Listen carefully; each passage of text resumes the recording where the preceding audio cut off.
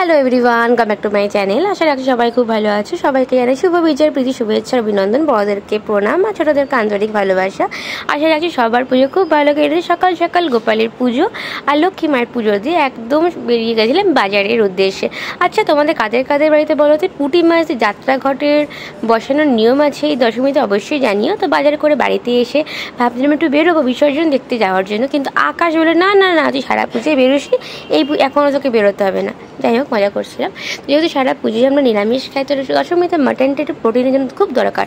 আর বাইরে হচ্ছে ঝমঝম করে বৃষ্টি, তো এই মাটনটা থেকে কার কার লোভ আসছে অবশ্যই জানিও তো। আর বাইরে একটু হর্নের আওয়াজ একটু ইগনোর করো, ঠিক আছে? যাই হোক, তো মা গেছিলো বরণ করতে ঠাকুরকে। আবারও একটা বছরের অপেক্ষা, কীভাবে যে পুজোটা কেটে গেলো বুঝতেই পারলাম না। আর বাড়িতে এসে গরম গরম ভাত, উচ্ছে ভাজা, চাটনি আর মাটন দিয়ে কবজি ডুবিয়ে খেয়ে ফেললাম। তোমাদের কাদের কাদের কী মেনু হয়েছিল দশমীতে অবশ্যই জানি। ভিডিওটা কেমন লাগলো সেটাও জানিও। ভালো লাগলে like, comment, share, subscribe, follow করে দিও। দেখার পরে বাই।